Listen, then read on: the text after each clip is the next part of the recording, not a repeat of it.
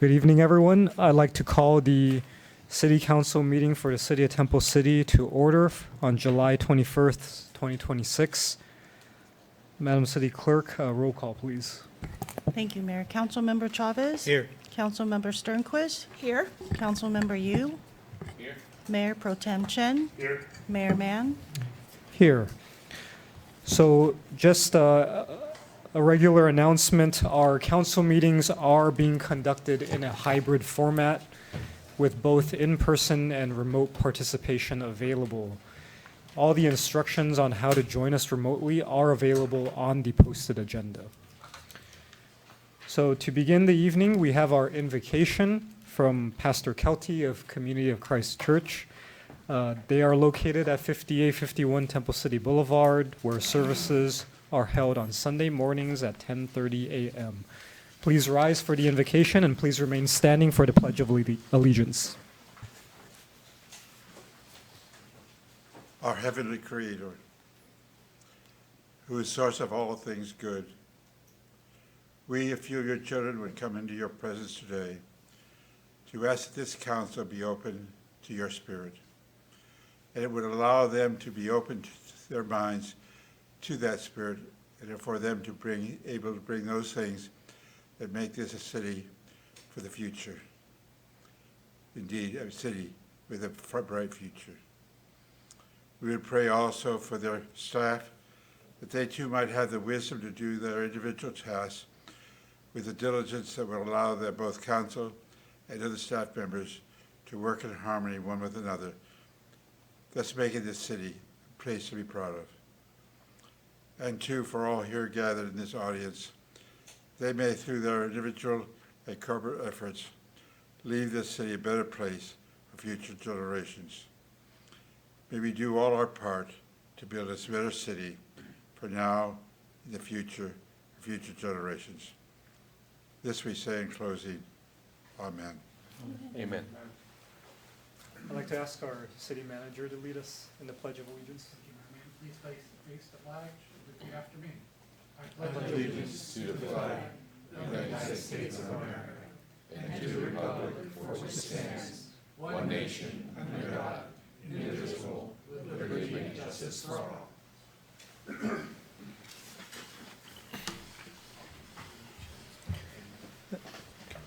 Tonight, we do not have any ceremonial matters, so we will be moving on to item 6 of the agenda, public comments on items not listed on the agenda. Members of the public attending will be called on to speak first, followed by our virtual participants. First, we do have several speaker request forms, so when I call your name, please come to the podium. And just for a matter of decorum, we do allow 3 minutes for public comment, so we ask that you respect that time. First person is Kazuko Yamaguchi. Yes. Yes. Hi. Only 3 minutes? Yes, please. Hold the end. Yeah, but if you need more time to wrap up, we could be flexible. We just don't want to dominate Okay, the okay. public comment. I go a little quick. This is Kazuko Yamaguchi. I live in north of Live Oak Park, and then end of the Greekman, next to the tennis court. I live in since 1981. And then what I was wanna talking is about pickleball noise.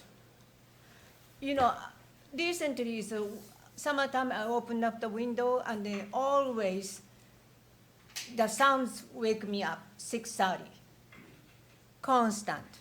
And then I was kind of, the sounds is more and more. So I emailed to the Mr. Matsumoto and then Brian Cook about those noise. And then she said, I just want to have a quiet time about 7 o'clock. So, but they say just 7 o'clock, just, something, email to me, some noise or something like that. But I heard that, this is like a city code just about regulation the excess noise or something like that, and then, just a noise. Any loud something like a disagreeable sounds. One day, one guy had a ball with a rubber band and touch with the pedal, and they say, hitting, that's like this. That's in the 5 minutes in the morning. That's really annoying. That, to me, is not comfortable. And then one day, I was up 6:20, very loud pickleball noise. I went outside, I talked to the couple. You're gonna wake up all the neighbor. And then guy said, oh, I'm sorry.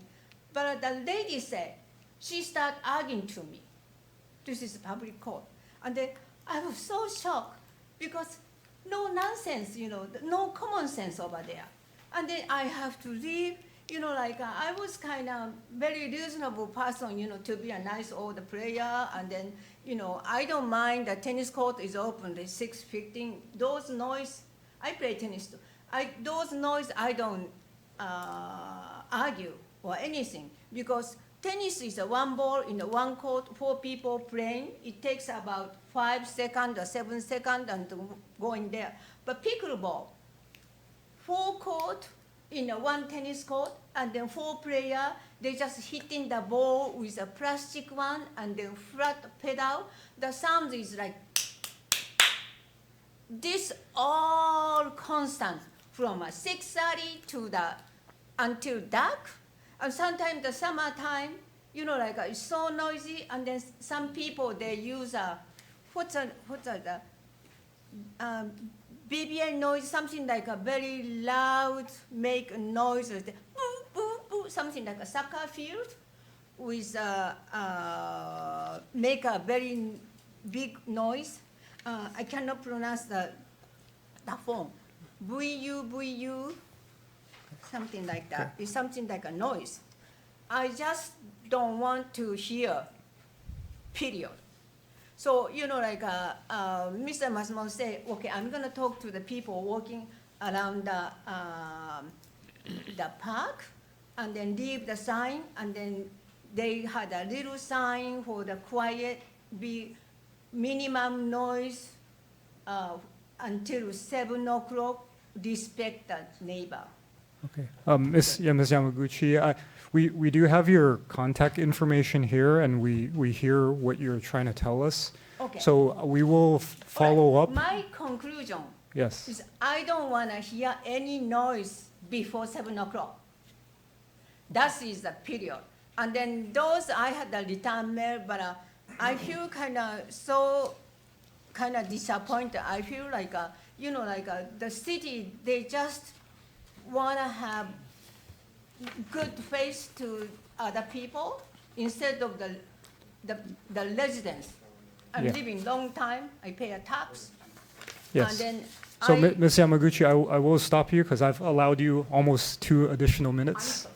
So, Yeah, but we have your but, contact information. We hear your Yeah, issue, but so we please, will get back to you. Think about, Okay. Thank you. because I couldn't sleep. Thank you. Okay. Next, I'd like to call up Jeff Gordon. Thanks. We'll keep it somewhat short and sweet, maybe a little formal. But this is about a recurring issue of burglaries on our street. By the way, thank you, Mayor and everybody on the council, Brian and Deputy Boyd. Appreciate it. You're getting a lot of support, but I'm a Temple City resident, been here for 20 years now, my God. But about 2 weeks ago, my home was burglarized. And while the financial loss was pretty significant, what really affected my family the most was the loss of the family heirlooms. So there are things that are just not going to be able to be replaced. And so along with that, I think there's like a feeling that our home, the place where we should feel the safest, has been violated, loss of safety. But, I'm not here tonight looking for sympathy, and I'm not here to lay any blame. I think I'm just here to kind of throw out some ideas I think a lot of people are increasingly getting concerned about the residential burglaries. In our neighborhood particularly, I mean, by my informal count and the informal count of some others, I mean, this marks nearly 10 burglaries on our street in the past 3 years. What is your street? Olima Street. Okay. That's not including the burglary at my neighbor's father-in-law's house on Longden about a year ago. So, I mean, I understand our count may not perfectly align with the statistics, but from our perspective, the people that live there, it doesn't really feel like a series of isolated incidents anymore. And we recognize, look, no city can eliminate crime. We get it. And we appreciate the work of the sheriffs. I really appreciate the deputy right there. Came to my house. We had a long talk, spent a lot of time with us. But we believe that, you know, there are some additional practical steps that maybe we can take together. Biggest request, the obvious request, but the biggest is more visible targeted patrols in my neighborhood. I mean, especially during the hours when these crimes are most likely to occur. I mean, for people here that don't know about burglaries and these crews that run these burglaries, it's like 10 a.m. to 3 p.m. They're hitting in the daylight and they're hitting hard, they're hitting fast, they're getting in, they're getting out. And they're good. Unfortunately, they're really good at what they do. So we feel like stepping up patrols during that time at least. We understand the resources are limited, but, you know, even an increase law enforcement presence during those peak burglary hours, we think could be a powerful deterrent and, you know, reassure residents that this issue is being under, you know, controlled and addressed. And right now, I think there's some perception out there that it is not being controlled and not being addressed by some people. We also welcome continued partnership between the city, sheriff's department, of course, residents throughout the neighborhood, safety meetings, crime prevention, education, regular communication about burglary trends, so we all can do our part to protect the community. And I'd actually mean this. This sounds a little syrupy, but like one thing this experience has shown me is that our neighborhood really cares deeply about one another. Our residents have been sharing information, watching out for suspicious activity, and supporting each other when we definitely stand ready to be a part of the solution. You know, Phil Rack is here, who's the head of San Marino Security. He's on the street, he's been incredibly supportive and has been helping a lot of the residents over the years. Well, at the end of the day, we all want one thing, and that's we just want our neighborhoods and families to feel safe in their own homes. So I hope we can continue working together. Ultimately, we want to make Temple City a place where the criminals know they're more likely to be seen, reported, and get caught. Thanks for your time. Okay, thank you. And I believe we have your contact information. If we don't, we will follow up with you to maintain contact. That So- would be great. Mayor, Yes. we do have the public safety meeting next week, so would you want to Yes. mention that? Actually, that's a great idea. If you're not aware, the last Wednesday of every month, we have a special meeting at 7 a.m. that's dedicated specifically to this topic. And so we welcome your participation in that. And if you're, Absolutely, I'm there. Okay. I'll find a way. Next we'll- Wednesday, 7 a.m., 7 a.m. yeah, right in the community room. right next door. We have breakfast Oh, right here? for you. Oh, right. Oh, it's right here. Yeah, we changed the location. I'll force myself to get up. I think you may all know Phil. He was. Yeah, so so I will allow people to make public comments even if you hadn't submitted a request card, but what we do ask is if there are others that want to address the council at this moment, now is the time to do so. And if you would like to come up to the podium, we ask that after you speak, if you could fill out a speaker request form with our city clerk. I'll do that, okay. Yeah. I was up most of the night, I'm wiped out, so if I don't sound a little incoherent, yeah. That's an outstanding deputy you have there. Kudos for what he's done for at least our block, and I know he's done it for other cities too. Excuse me, could you state your name for the Oh, record, please? I'm sorry, my name is Phil Rocky, R-A-A-C-K-E, Okay, thank you. and I'm on 97479 Olima Street, Temple City. We've had interfacing with deputy, and he's been amazing. and I know this from, because my background also, because my background is law enforcement. I've been a police sergeant in the city of San Marino 14 years. I am retired, but you get to see when deputies really are concerned about what they do about the neighborhood and what their job, he's outstanding. The burglar rate that's gonna happen, and unfortunately, it keeps my business really busy as a result of it. So I'm busy for the wrong reasons, and I get that. I don't wanna go out. Half the calls I go out on afterwards for estimates are after the fact. I would wish people would put more security systems. I'm sorry, what is your business?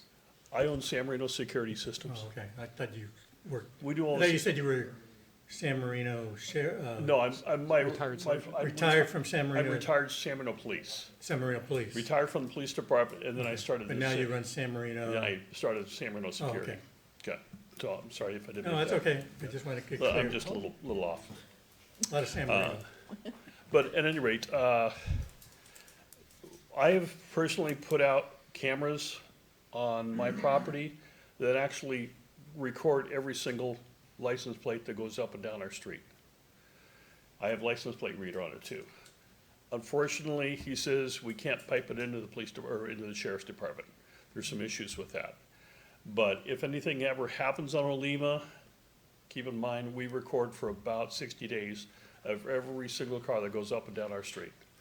In the incident that just happened here, we were able to pull out the license number that, of the vehicle that committed the burglary there with a nice clear shot of it.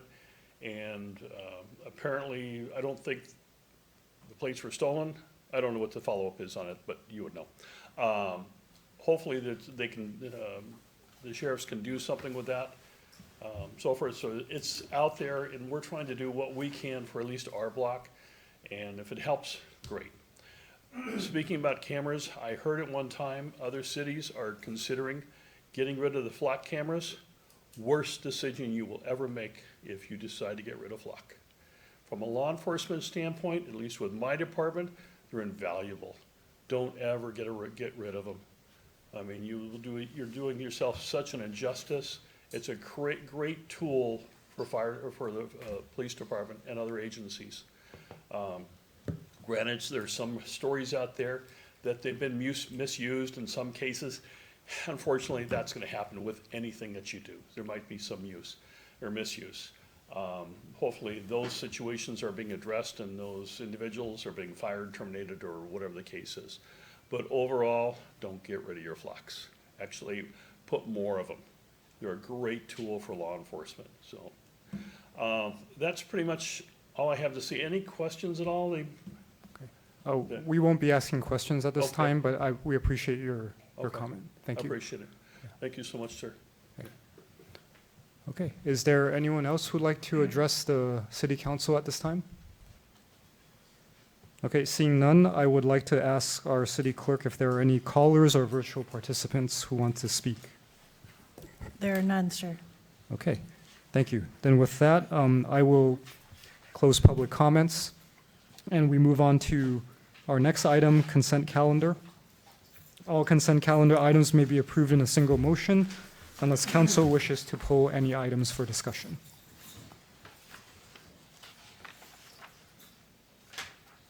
None? And before we make a motion, I do want to check if there are any virtual speakers on this item. There are none, Mayor. Okay. May I have a motion for the consent calendar? Mr. Mayor, I move to approve items A through F for recommendations. Second. We have a motion and a second. Roll call vote, please. Councilmember Chavez? Yes. Councilmember Sternquist? Yes. Councilmember Yu? Yes. Mayor Pro Tem Chen? Yes. Mayor Mann? Yes. Next, we move on to item 8A, Animal Control Ordinance Amendments for Potentially Dangerous and Vicious Dogs. City Manager Brian Cook. Thank you, Mayor Mann and members of the council. The first reading was brought forward to you at the last meeting, and we had a very robust discussion about that. This is the follow-up, and the second reading, which would then, if passed tonight, would be in effect 30 days from now. So with that, I'll just, okay, Mayor Mann, I'll just hand it over to Community Development Director, Mr. Reimers, just for a recap. Any other follow-up questions? Sorry, I'm moving slow tonight. All right. All right, Director Reimers. All right. Good evening, City Mayor and City Council. Before you tonight is the public hearing. So because we're proposing to adopt this by reference, typically we would have the public hearing first, and then we would follow it up by the ordinance on second reading. Because we're adopting it by reference, it's backwards this time. So you've already had one presentation, but now is the official public hearing. So if it pleases you, I'll just go ahead and move forward with the presentation. Because this is the public hearing, Nicole Bresciani is here from Inland Valley Humane Society. So if you have questions, she can speak to those. So the recommendation tonight is to hold the hearing, waive further reading, and then adopt the ordinance. In terms of background for you and the public, we last did a major revamp of the animal control ordinance back in 2012. And then there was some minor rule changes that occurred back in 2022. The LA County, for the most part, we adopt the LA County Code by reference. That's Title 10. But for some reason, when the council adopted it back then, they did not include the rules about potentially dangerous dogs and vicious dogs. And so now we're proposing to come back and to add that back into the ordinance so that when we do have these issues, that there's a very clear process for the public and for staff to follow. So there is within the code a very clear distinction between the difference between a potentially dangerous dog and a vicious dog. And a potentially dangerous dog is a dog that, when unprovoked, bites a person or causes someone to take a defensive action, or attacks a domestic animal under some certain conditions. The vicious dog is the dog that's worse. So potentially dangerous is like tier 1, vicious is tier 2. That's the dog, when unprovoked, causes a severe injury, and that is defined in Title 10, or even death to a person. Or it can be animal previously found to be potentially dangerous and continues to behave in the way that we're trying to address and still poses that threat. So where do these cases come from? Typically, these result from a complaint. Somebody calls us and tells us there's an animal out there that's potentially dangerous or is causing them to feel threatened, or we get a report that someone has been bitten by a dog. In those cases, what happens is that we refer the case to the Humane Society, and they have their animal control officers come out and investigate the action. They'll talk to witnesses, they will write a report, they will look at the site of where the dog is kept, and if the facts support it, they will move forward the case to a hearing. Now, the hearing is done, you have kind of two options. You can go through take it straight to Superior Court, or you can set up a neutral third-party hearing officer that occurs before it goes to Superior Court. So that's what we're proposing tonight, is that we would establish a neutral third-party hearing officer, so not somebody from staff, somebody who's a third party. That hearing officer would take testimony. So they basically set up like a courtroom where they would invite the victim or the complainant, the dog owner, the animal control officer, all to provide testimony about what happened, what they've witnessed, and the evidence. They take all that evidence in, and then they make a decision about whether that animal should be considered potentially dangerous or vicious. Now, the nice thing about that is that then if somebody's unhappy about the result, then they can appeal that to Superior Court. And then the court can look at it from another perspective. So, the appeal process is not to City Council or to a City Commission or to a City staff member. What often happens if a hearing officer finds that a dog is potentially dangerous or vicious is that they can order some conditions on the keeping of the animal. They can require amendments to how the fence on the site is. They can require a taller fence. They can require that the fence be covered on top as well.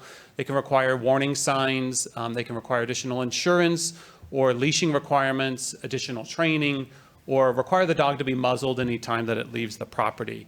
And then the code also allows them to add any additional conditions onto the keeping of the animal. So the reason why staff is recommending that we adopt the county code by reference is because that's already kind of our process. We would already know where to look. We already adopt the county code for reference from animal control ordinances. And that's basically the state of best practice out there right now. It's what San Gabriel does. It's what Rosemead and El Monte does. And so that will also help Inland Valley Humane Society in in performing their enforcement actions, if they can just know that we fall under Title 10, so they'll know how to handle the situation. So with that, again, the recommendation is to conduct the public hearing, hold the second reading by title only, waive further reading, and then adopt the ordinance. I'm available if you have any questions, and so is Nicole Bresciani. Okay. All right, thank you. Any questions from council, starting with Councilmember Sternquist? Yeah. Councilmember Chavez? I think I asked this last time, but where is this hearing officer going to come from? Do we have a plan already in fact? Yes, so the other time that we do hearing officer meetings is through code enforcement. So if somebody wants to appeal a citation, we have a third-party representative through the data ticket that can provide that service. And then the Humane Society as well has third-party hearing officers that really specialize in animal control issues. So I'm not sure you really answered the question. So is it going to be this tick, or is it going to be? It would be the third-party pointed out by Inland Valley Humane Society. That would be the better choice if Yes. they have more, experience in those type of. Yes, sir. Okay, Yeah. good. I'm sorry. And in fact, that's who we used last time we had to perform this. That makes sense. Yeah. Okay, good. Thank Any you. other questions? No. Councilmember Yu? Thank you, Mayor. My only question is, after the hearing officer's hearing, can the case still be appealed to Superior Court? Yes, so the next step in the appeal process would be for them to appeal it to Superior Court. They receive a letter that tells them how to go through that process. So the current, what we're proposing is codified so that it will go to hearing officer first, and then, so it's not like they have a choice to go to Superior Court. Right. It must go through hearing first, right? Right.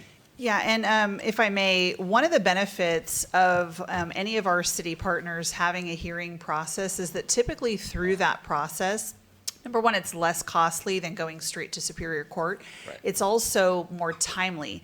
You can usually get a determination quicker, and we as the Humane Society, as your partner in contracting services, can enter into stipulated orders with the dog owner. So let's say that we know that there's all these conditions. We can get them to stipulate potentially dangerous. We can get them to do all the conditions without going through the lengthy, protracted, and costly process of court and having lawyers and judges involved. All right, thank you. I have a follow-up question. Sure. What is the general cost for such a hearing, and who pays for that?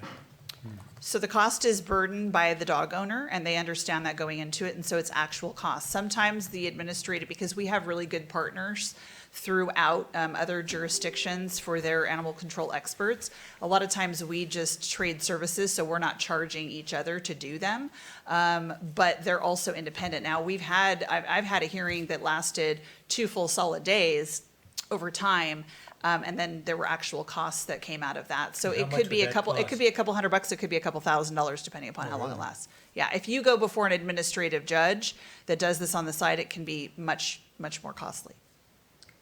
And if they win the case, do they still have to pay? No, typically what happens is like when we have a case that if there is no findings. So in the case that we had an issue with the code, and so we did not bill them for food and care. So we will waive certain fees that are within our rights to do so, and the administrative hearing officer did not charge us for that time as well. So the person lucked out on one end. Thank you. Any other questions, Councilmember Yu? Just one last thing. So if if you receive a complaint, do you typically remove the animal until the hearing, or is this? No, so we have a couple options. So depending upon how we find the animal, so if the Right. disposition is that we get a call for a vicious bite, I'll say vicious because that's usually how it's reported. Right. But a significant bite. If we find the animal running at large, then under public safety, we can go ahead and seize that animal. Now, if the animal is already behind closed doors, they have the potential to, keep the animal safe. It really is a case-by-case basis, but sometimes especially if there is a human bite involved, the person does not usually want to hold on to the dog because they're afraid of something else happening, but sometimes they do. And if they do and they can secure it properly and we're okay with that. If it really is rising to the level of what we consider vicious, a really bad bite, bad to the face, multiple bite wounds, depending upon the severity, we will advise them that that's probably not in the best interest. And so it really is case by case. Yes. Thank you. Mayor Pro Tem Chen. No questions. My question is, who determines the category of between potentially dangerous to vicious? Is that the Humane Society makes that call? Or? No, typically what happens is, well, yes and no. So it's codified in the state of how it's outlined, as Mr. Reimer already mentioned about how potentially dangerous and vicious. So it depends on the severity of the bite. It depends on how many bites. So the way the state reads is that there's a certain number so many times within a certain period.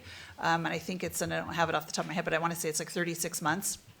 Then it rises to the level of vicious. So, and again, it depends on the severity. If you have somebody that is, if you have a dog that's disfigured somebody, it rises right to the level of vicious. Now, we don't get to make that determination. We get to file according to those designations. So we will make the recommendation based on video, photos. We go to the hospital, we take statements. So we do the full investigation, then we present that information to the city attorney, and the city attorney will determine how they want to file. And then we get the administrative review officer involved, and then that's how we proceed typically in these cases. Okay, that Yeah. makes sense. And my last question is, in terms of the frequency of these cases happening in your recent experience, how often do you see? All the time. All the time? We're handling administrative hearings or notifying the owner that the bite is so egregious that we would recommend that they take precaution. If it's a first-time bite incident, it's kind of like a get-out-of-jail-free card, right? You have a one-time bite incident, it's not severe, you've acknowledged they can do the 10-day quarantine on their property, or we quarantine on site and they pay for that at our shelter. But yes, unfortunately, we are seeing a rise in, and this happens because you get dogs that are not socialized, they're not trained appropriately. Everybody that was getting dogs during COVID and then didn't want to train accordingly, this is what happens. And so we're seeing a lot of dogs being, people are reaching out to us wanting to relinquish dogs for behavior reasons. And there are a lot of veterinarians that refuse to do behavioral euthanasia, especially on a 1 to 2 year old dog. I mean, that's just not something they're interested in doing. And we can't force a private vet to do that. So unfortunately, that's where we're at. So yeah, we actually do see these regularly, unfortunately. Mayor, if I may, in my 6 years of overseeing animal control, we've had 3 cases. So just to be clear, Inland Valley serves a large population of Yes. people, large geographic area. For us, we might have a case maybe every other year. Okay. Important distinction. But I appreciate Yes. the perspective. Because at least it gives us some insight as to what you have to deal with in your work. Because I think when we hear the statistic representing our city, we kind of presume that that's the same experience that you're seeing at large. But- Yeah, absolutely. And I mean, we're servicing almost 750,000 people. So, I when you see. take that into perspective, of course, the frequency will increase, right? Fair enough, fair Yeah. enough. Okay, thank you. At this time, this is a public hearing, so I would like to see if there's anyone from the audience who wishes to address council on this particular item. Okay, seeing none from the audience, I want to check with our, would you like to speak? You please come to the podium. It's just a question since you have these guests. Well, it's a public hearing and we're broadcast virtually, that's why we record, and it's recorded, so we do require you to. If you could state your name again. Yeah, just- Jeff Gordon. Okay. I'm just curious why the people that purchase animals that are sort of aggressive from the factory, cane corsos and Rottweilers and such, why are they not required to get a license and put through some kind of a training class? I mean, it's like having a loaded weapon, having these animals, right? But it seems like anybody can get anything and then the consequences happen later and then you guys have to deal with it. I'm curious, I've always been curious about that, and just Okay. maybe you can answer that question. All right, well, thank you for the question, but in terms of the public comment, that's not exactly how it works. Okay, Yeah, but we will take that as part of the comment, and council can Yeah. ask that question as all well. right, Yeah. sounds good. Thank you. Madam City Clerk, are there any virtual speakers for this item? There are none, Mayor. Okay. With that, I will close the public comment, and we will go to final council questions and comments. Councilmember Sturquist, and I don't have any. I just thank you for the work that you do. Councilmember Nothing Chavez? further? Okay, Councilmember Yu? Nothing further either, thank you. Okay, Mayor Pro Tem Chen? Nothing. Okay. And I don't have anything further. I do appreciate the answers and you sharing your perspective as to how Humane Society serves our city and our constituents. And thank you to Director Reimers for the presentation. It is something that I think as residents, being a former dog owner myself, there are some services we kind of just take for granted, or we know it exists, but then, it never pops into mind until there's a need for it. So it's always good to get a refresher as to, what kind of happens behind the scenes, what are some of the issues that we have to deal with. So appreciate it. Okay, with that, may I have a motion for this item? I'll make a motion to, hold on, to waive further reading and adopt ordinance number 26-1089, amending Chapter 6 of Title 3 of the Temple City Municipal Code to revise the city's adoption by reference of Title 10 of the Los Angeles County Code relating to animal control, including Chapter 10-37, potentially dangerous and vicious dogs, and to clarify animal control enforcement and administrative citation authority. Second. Okay, we have a motion and a second. Madam Clerk, City Clerk, roll call vote, please. Councilmember Chavez? Yes. Councilmember Sternquist? Yes. Councilmember Yu? Yes. Mayor Pro Tem Chen? Yes. Mayor Mann? Yes. And I believe we did the reading last time, so I won't have to ask you to read it again to go. Okay, I always get that wrong sometimes. Anyway, we move on to next item, unfinished business, none. New business, we also have none. We move to an update from our city manager. Thank you, Mayor Mann and members of the council. Let me thank Nicole again. She's the CEO of Inland Valley Humane Society. We are having another spay and neuter clinic at Primrose Park, outside of Primrose Park, not inside Primrose Park. Right, just outside of Primrose Park next month as well. So thank you for them bringing their mobile clinic, so to provide that service to our community in an accessible and a cost-effective and affordable manner. So thank you to them. They've been a great partner. The transition has been working extremely well. So thank you for them and their services.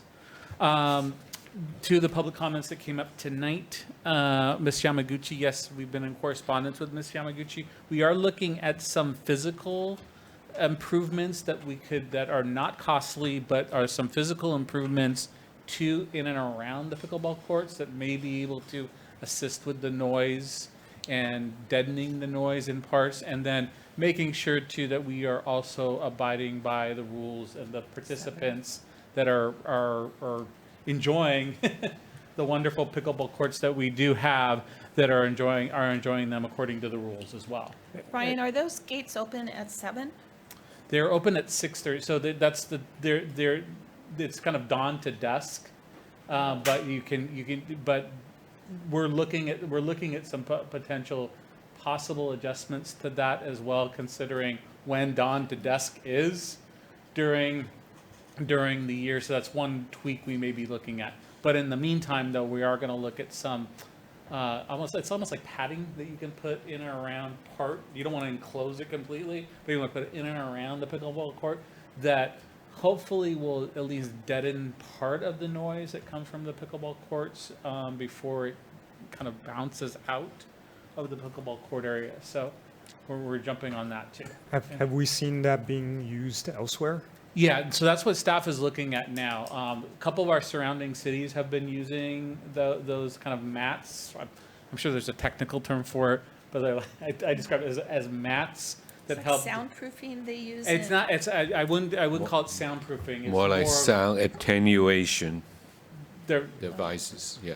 Councilmember Hughes got a better word for it than me. So that we're looking at those measures to see if that can help, but also to working. People are very enthusiastic about pickleball, as you all know, and just trying to work with that community as well to see what we can do. So. And you mentioned dawn to dusk, so right now in the summer season, we could could go- probably see that range of use being Right, exactly. a lot longer than, Yep. the winter season. Exactly. Okay. So, Mr. Cook, I'm sorry. Councilmember Go Yu. ahead, Councilmember Chavez. Is that what our ordinance says, dawn to dusk? It says something to that effect. I need to. Oh, I know, I'll but I double- don't think it says that. Okay. And also, we don't allow leaf blowers before 7 o'clock. We don't allow contractors banging on Yeah. new things before 7 o'clock. Why do we allow pickleball players to be playing pickleball in a neighborhood before 7 o'clock? That would So be my question. municipal, under the code, municipal facilities have an exemption from the noise code as well. So that's one of the, and so the operating hours of the park can differ from that noise ordinance per se. So that's something we're going to look into too. Well, I definitely would, because I don't think Mrs. Yamaguchi's ask is that big a deal. She just wants somebody not to play there before 7 o'clock, which I think is very reasonable. In fact, I remember a few months ago, we had somebody in the audience asking us not to blow down the parking lot before 7 o'clock, and right away, we said, okay, that sounds good, and we went to it. Why can't we do Why that can't we do now? that here? So, If I can take the opportunity to take a look at the code and then come back, and then we'll come back and revisit that and see where that, and see how that operates. so. And that- then also, let me just finish. Yeah. I was at the park a number of evenings in the last couple of weeks because of the Little League tournaments. And I can tell you that our staff is not enforcing this dusk, whatever that may mean, because it was dark out and there were people still playing on the pickleball courts and they were still open. So my question also would be not only when are they opening it, but when are they closing it? Okay, and it doesn't seem like there's anybody down there from staff, at least on the few nights I was there, I never noticed it. And there were a lot of people playing pickleball long after it turned dark. So I think the staff needs to really take a hard look at this and tighten it up a little bit. Certainly. Or tighten it up a lot, I think. So my question actually, when you say we'll look at it, Mr. Cook, would that be bringing this matter back to the Parks and Rec Commission? Because I think that a topic such as this is going to be very, generate a lot of public interest, so that before decisions made, that there's a chance to hear some public input. Sure, and it will, so what we'll do is we will review one more time what our municipal code allows for. What we're doing, as Councilmember Chavez is just to mention what maybe we're not doing or what we need to tighten up on in terms of enforcement. And then if there's any changes beyond those things, and making sure that the participants at the facilities in the neighborhood have proper notice as well for that, for sure. And then if there's any changes beyond that scope or any other tweaks that we need to make, we'll bring that before the commission as well. Can we have a timeline for this? I will bring that back to the commission. Well, excuse me, staff will bring that back to the commission at their next meeting. Do we know when their next meeting is? And their next meeting is, I believe, in 3 weeks. I think it says on our 3 weeks. agenda. Well, I mean, our next council Oh, sorry, meeting- 19th. No, 3 weeks, yes. So, Yeah. if I may, Mayor. Yeah. So if we're going to bring it back to the commission, Park and I Rec could give you an Commission, update at the next council so meeting. perhaps the neighbors should be notified because they're the one that probably have more of an interest in. Yes. So again, we'll do is look at what our practices have been, what is stipulated in the municipal code and any other administrative regulations, see how that has been either adhered to or not adhered to. And then make sure we're communicating with both the neighbors and the pickleball participants as well. If I may, Mr. Mayor. Well, thanks to artificial intelligence, I'm able to look it up really quickly. Looks like quiet time, and according to our municipal code, as well as our contract with our service providers, 7 a.m. does seem to be the line that is drawn with regards to noise. And that's what that's what the public speaker brought up, our own municipal code. So I think it's reasonable to go ahead and administratively do not unlock the facility until 7 a.m. Until we can visit this issue in a more public format. I mean, there may be no issue. There may be no issue from the pickleballers. You know, if we just simply make that administrative change to 7 a.m. so that we don't have to keep visiting this issue. I think it's a reasonable request, and that could be done administratively without having to revisit this issue again and again.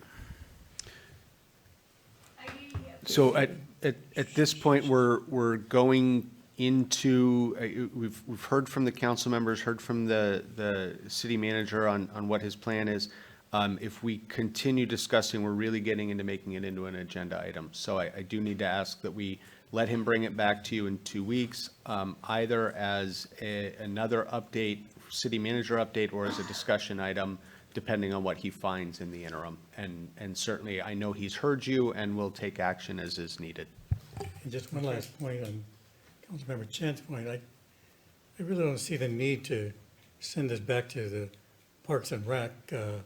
That's going to take a few weeks, and then from there, it's going to come back to us, and we're already 6-8 weeks down the road of continued behavior. So I like the fact that let us make that decision.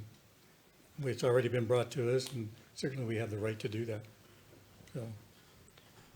Yeah, so I will say I'm pretty sure our city manager hears this pretty loud and clear, and he will bring this back to us on the next meeting, if not even before. He communicates with us frequently, so please keep us in the loop as to what certainly. you find. Okay. All right, is there anything And then else just from- last, the comments regarding the burglaries in and around Loma and south of Temple City High School. Yes, we are aware, there are more patrols that we are doing, but we're seeing what we can actively do in the area. In addition, while we can't speak to the one specific case that was mentioned where there were photos found, because that is still an active investigation, we are actively working that, and our detectives are actively working that area as well. We were trying to find, as we did report out publicly once the arrests were made for burglaries that were happening in and around the La Rosa Elementary School area. We're trying to define if these are crews, what the connections are, if there are any. But again, major crimes and other entities within LA County Sheriff's Department will be working and are actively working these crimes as well, and appreciate the diligence of the community in and around the Loma area and communicating us, and please continue to communicate with us. And I know Deputy Buey has been out actively working the area, but just please continue to communicate with us as you have been. So communication is always key for any of these, if it's pickleball, crime, whatever it is, that's what we're here to do. We're here to hear, and we're here to try to act and help the community in any way that we can. Thank you, Mayor. Okay, thank you. We move on to the next item, which is an update from our city attorney. Thank you, Mr. Mayor. The council members probably saw this in the news, but it's been perhaps the biggest topic of conversation among city attorneys statewide. Last week, the Attorney General's office, on behalf of the state's Department of Housing and Community Development, brought a lawsuits against 5 separate cities regarding their housing element or their zoning code not being updated to match their housing element. It's not a problem for Temple City in any way. Temple City at this point in time has a good relationship with the Department of Housing and Community Development and has been moving forward in a very productive and collaborative way. But it does show that the department is still watching what cities are doing and frankly keeping track of what cities are doing and is still willing to act. So with the next cycle for the housing element getting underway, sort of the pre-planning or beginning drafting the documents will probably happen in the next year to 18 months. It'll have to start. We just want to be sure, from legal's perspective, council, staff, or sort of city manager perspective, that we support the community development department, be efficient in that planning and processing of the housing element, so that not only are we making the timelines, but we're beating the timelines so that we can get quicker reviews. You may remember the last cycle, one of the problems some cities had was so many cities in our Southern California region were submitting right up near the deadlines that Housing and Community Development was taking their time in responding and then telling us we were late because, well, they hadn't responded yet, but hey, city, that's on you because you waited till the deadline. So we just really want to be careful and want to make sure that we're moving forward efficiently. The second item, we do not have an update on the litigation matter that would be our closed session. I have communicated with the council members separately on this, but I'd like Mr. Mayor to pull that from the agenda tonight. Okay, sounds good. Thank you, sir. Yeah, and thank you for that update. I do want to take the opportunity to, it's a shout out to our community development department for being on top of those matters, and always positioning us in a favorable manner when it comes to issues that are outside of our direct local control, but we still manage to be able to find, I'll call it a balance, right, between those mandates that are coming from the state as well as us. Our duty is to our residents here, so trying to uphold those very values that we hold dear to the character of Temple City. So it's always been a interesting kind of development over the years. We've seen many changes from the state, and so I appreciate you bringing that update to our attention. So. All right, we move on to item 13, which is council reports regarding ad hoc or standing committee meetings. Do we have any reports from council? Yeah, Mayor, I have a report on the city-based homeless land standing committee. Councilmember Turnquist and I met with staff a couple of weeks ago. Since it had been up a long time since we had done anything on this, it was more or less a kind of bring us up to date on what's been going on and where we're headed. As many of you know, Measure H was established to provide funding for the homeless. Fortunately, I recall not too much of that, if anything, gets to us at this point. But city has been working, of course, as you know, with LACADA. Of course, our agreement with Family Promise has worked out well. And so we are keeping it out there in the forefront. But there's still a lot up in the air. As many of you may know, Measure H has kind of gone in a different direction, or at least tending to go in a different direction where they were before. And the emphasis now more is on permanent housing rather than services provided by LACADA. And in fact, I believe we were told that LACADA has only one more year of funding, and I'm not sure what's going to happen after that. So still a lot up in the air from the county and the state as to where we're going to go with that. But we have already scheduled another meeting, or what is it? I think in November. I can't remember. But we have a meeting scheduled to kind of get more of an update of where we're going and what we're doing. But of course, partnering with our dedicated team, our sheriff, we're working on those issues as well. I don't believe, and Brian, that we still have a number from our homeless count, do we? I don't think that we received that yet. No. Oh, that's at the meeting we hadn't received. Are you aware of that? I'll have to double check, sir. I think as of 2 weeks ago, we still hadn't got a number. Oh, no, we have, Which yeah, seems unusual.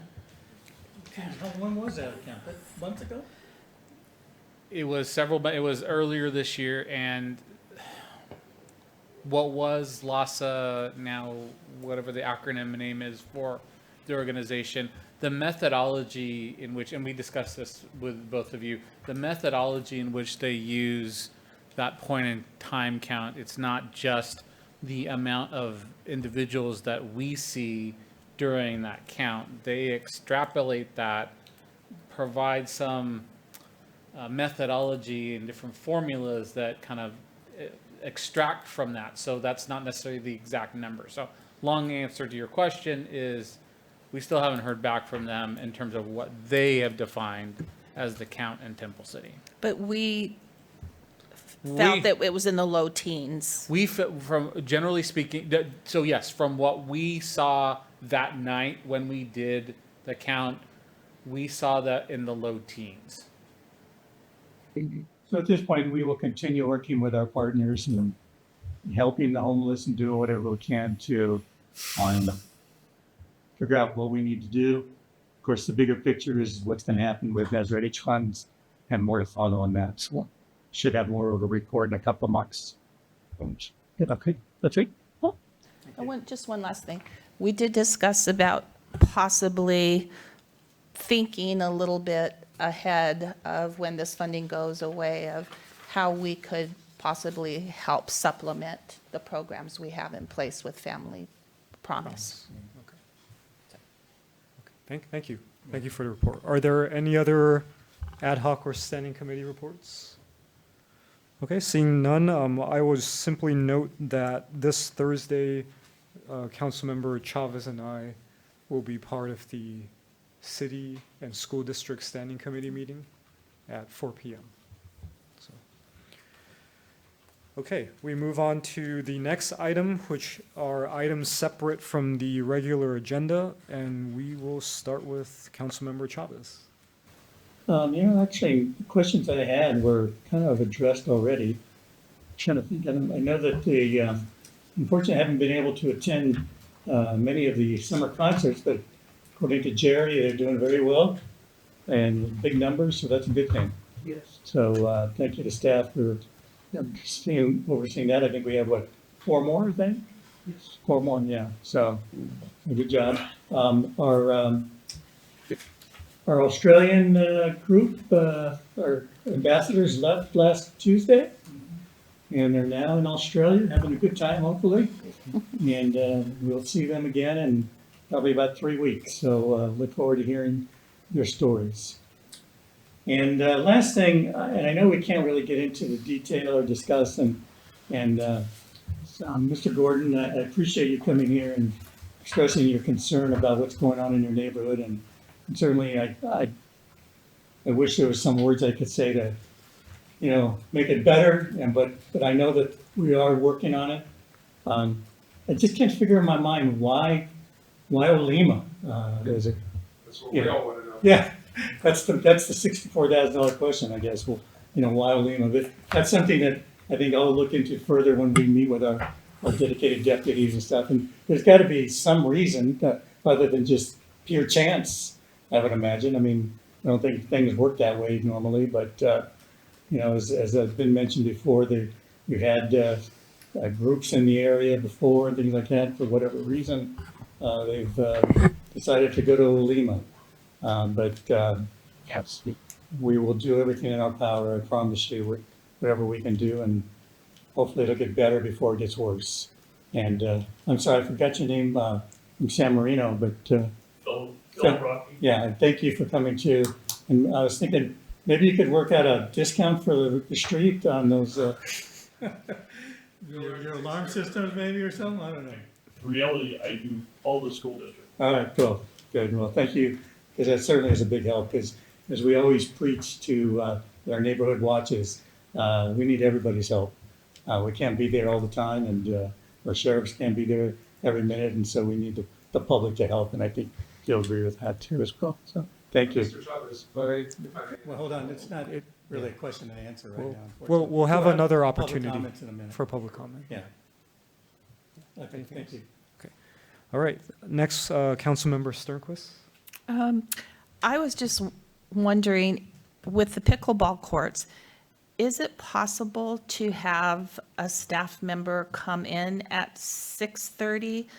Still, they're playing at 7, but until we bring this back, and maybe the staff member can politely have communication with the pickleballers to please keep the noise at a reasonable level. Is that something we could do for just a short period of time? Let me follow up in the morning Okay. on that.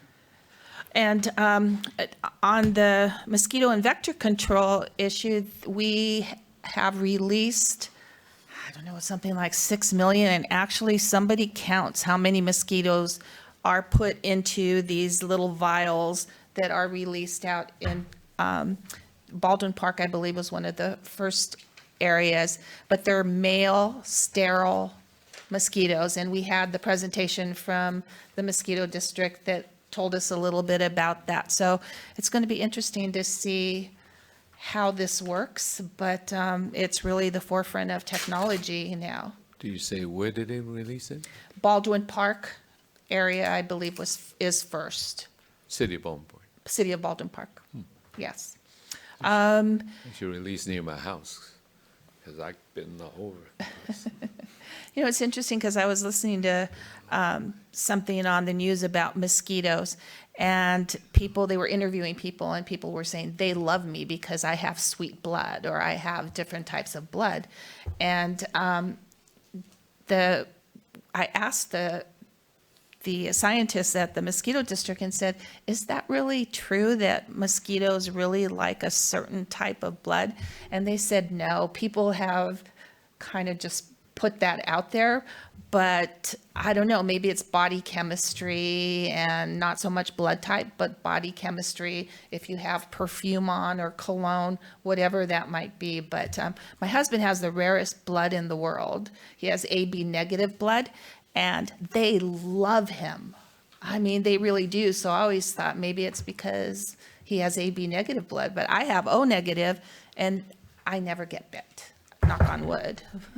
But, and Ed is going to reach out to the principal at Emperor to see about partnering, because they have a great vector control investigator program, and they were out in our city at Pacific Friends School doing a presentation. So hopefully we can get more involved and engaged with the school district and the mosquito vector control. They have a lot of really nice programs, and they're free, which is great for the school district. And I think National Night Out is coming up. When is that, Brian? Is that in 2 weeks, Jerry?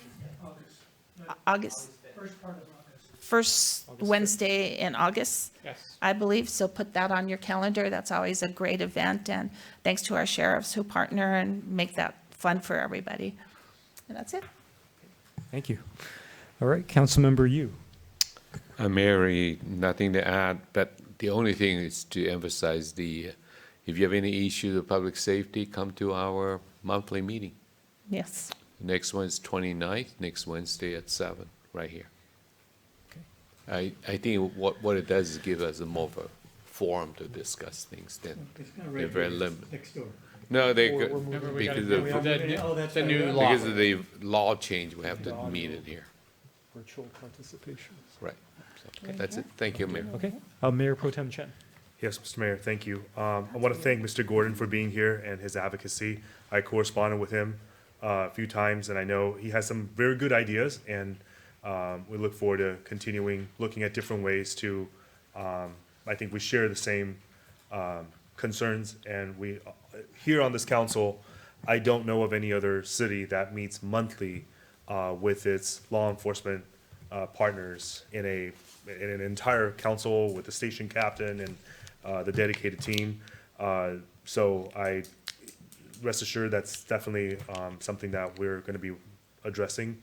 Mr. Racky, Phil, you're such a, I know Temple City is a amazing, humble community with just amazing hidden talent, and I know your service, not only at the police department, but what you continue to do with your business, providing a very, very important service. I know there's a lot of competitors in that space nationally, in the security alarm business, but you bring such expertise and passion and updated technology. I think, well, it's not a plug. If anybody goes by my house, they'll know what alarm company I have.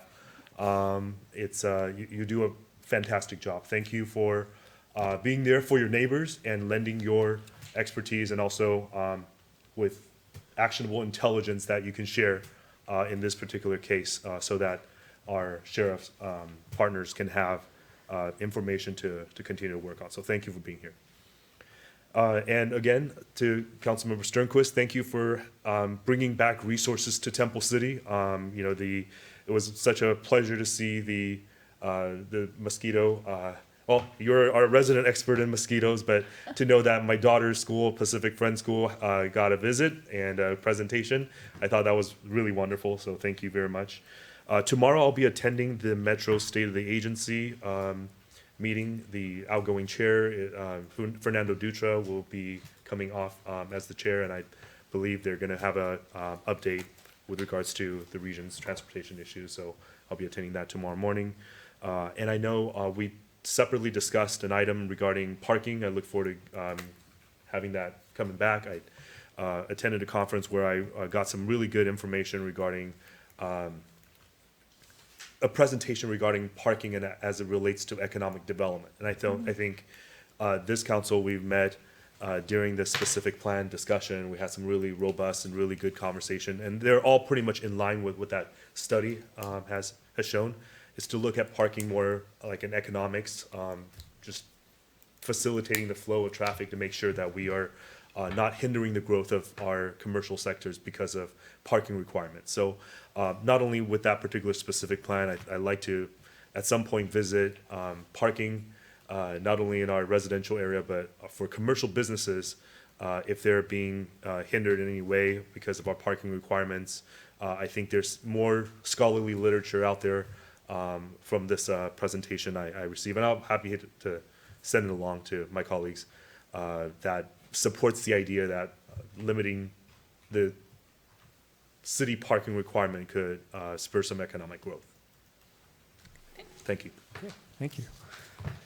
First, I want to say I want to thank the speakers that came out to share their concerns and issues with our council. We always joke that most of our meetings are kind of quiet because no one wants to come here and see us talk regular business.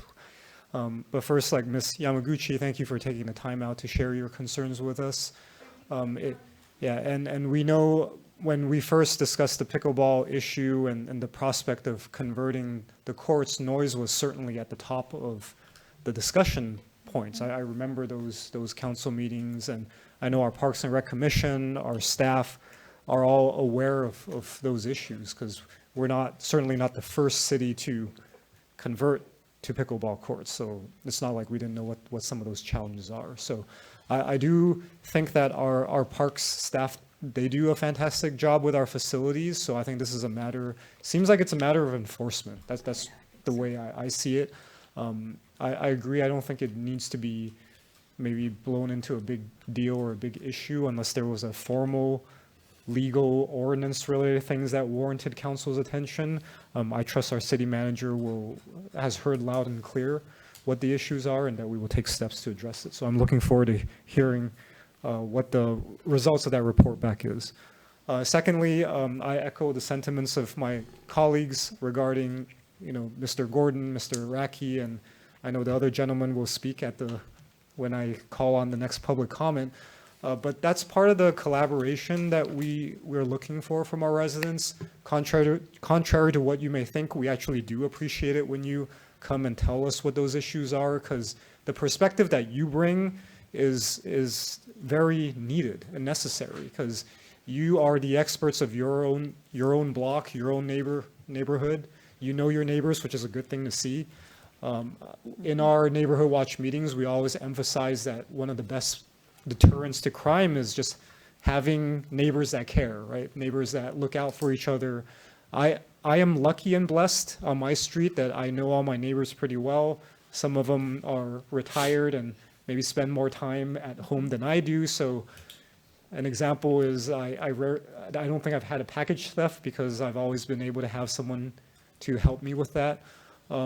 Burglary certainly is a very sensitive and touchy issue, as I think, I don't want to speak for all of us, but if you've been a victim of a burglary in your own home, it is a traumatic experience, right? It leaves you with a sense of, why is my sanctuary violated by someone who is here to just kind of wreck the peace, that I seek in my home. So I echo Mayor Pro Tem Chen's sentiments that has always been a paramount priority for this council. We also understand that there are limitations to what our law enforcement partners are due, but we do recognize that they are doing everything they can in their power. If you look at the history of kind of how law enforcement and our approach to law enforcement has evolved over the last couple of years, especially in response to state laws and things that may have hampered our ability to enforce and regulate crime in the way that we may want to at a local level. That's been quite a journey, looking 8 to 10 years back to now. As a council, I am proud to say that in our recent budget, we continue to fund the necessary overtime for targeted patrols. Usually that is concentrated during the holiday hours because that's when we usually see those peaks. But certainly, I think, I know at our next week's meeting, I do expect that this issue is going to be discussed by our team, and we will have more information. And to Councilmember Yu's point, that's really the platform where we can have a lot more robust discussion about some of these items. I also want to thank Mayor Pro Tem for being a conduit for that communication. Your own background in law enforcement lends a really unique perspective that many city councils lack. You know, it's one thing to say we partner really well with our law enforcement partners, but it's completely different when someone is sitting on the council dais with actual law enforcement experience. So to us, that's a blessing that I see on the council, and I hope as residents you see that as a blessing too, to know someone who is your elected representative who cares deeply about that issue. So with that, again, I want to extend that invitation for you to join us next Wednesday. I know it's really early, but we always try to entice you with delicious breakfast and coffee. So, okay. All right, with that, I will go to the last remaining item here, which is a final chance for public comments on items not on the agenda. I know, gentlemen, you wanted to address council. Would you like to address council at this time? If you could please state your name for the record, and if I can also ask you to fill out a speaker request form afterwards so our city clerk has a record of that. Certainly, yes. So my name is Roy Liao. Last name is spelled Liao. Good evening, everybody. I live directly across the street from Jeff and Phil. And I really appreciate everybody's attention to our concerns of safety. Some of you may remember, Brian might remember, this is my third time here on this topic. So I appreciate that open communication has been invited, but I have to express my frustration that we're not seeing much change. And I also want to clarify that Olima does seem to have been flagged by burglars for some reason. I don't know why. But it's not just on Olima. Our neighbors behind us on Trelawney, and even my own father-in-law's house on Longden was also burglarized recently. So it's not an issue that's isolated just to our own street. But even closer to home, my own house has been burglarized twice. And one time my wife was even home when it happened. So this has clearly gone beyond just burglary into the territory of very severe safety concerns. I'm standing up here talking. It's not going to cause any change, of course, and I appreciate you guys listening. I appreciate everybody being here at, what time is it now? 7, 8 o'clock at night. It's so late to be having this kind of conversation. So I don't mean to take up everybody's time, but I also wanted to express, I don't know if Jeff had a chance to mention, we had a lot of concerns about the condition of our street in general as well, not just in terms of burglaries, but also in terms of power and water and street conditions. I don't know what the appropriate channel for that kind of concern should be. So that's why I wanted to also raise that question as well. And forgive me for being late. I had to feed the kids, so pardon me for my delay. But, okay. All right. Thank you. Thank you for sharing that. And I will just note that it's not an agendized item, but we have discussed a update to our pavement management plan, which will be brought back at a future council meeting. And hopefully that will address some of the concerns you have about street conditions. Okay, great. So it's actually good news. So, That would be great. We'll Yes. look forward to hearing some more good news. okay, Thank you. great. At this time, is there anyone else who'd like to speak? Yes, there are two speakers, so Mr. Gordon and then Mr. Jambasian. If you could please come to the podium. Just Jeff Gordon.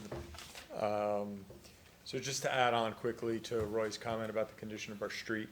Our street actually is, I don't believe they've redone the plumbing under the street for like 50 years. And the street itself is in terrible condition. Cracks, chunks taken out of the street.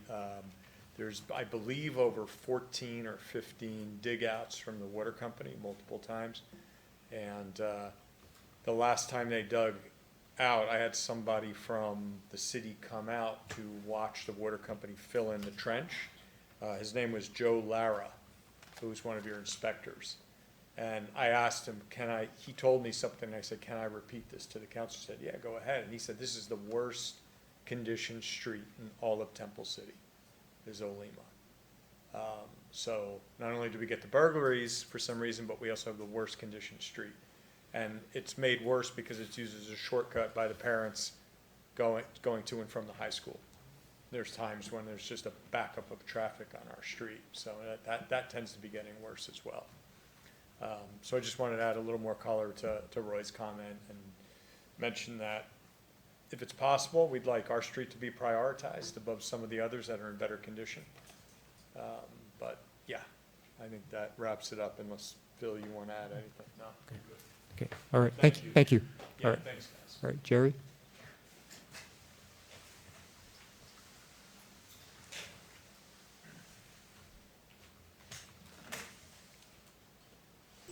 Good evening, Council. Jerry Jambasian. I must say, in my tennis playing days, the courts were never open before 7 a.m. They were opened by a park employee with a key. If he wasn't there at 7 o'clock, I would possibly be calling him up at home, saying, what's happening? The other option I was thinking, and it's probably a drastic option, is they have sound deadening paddles.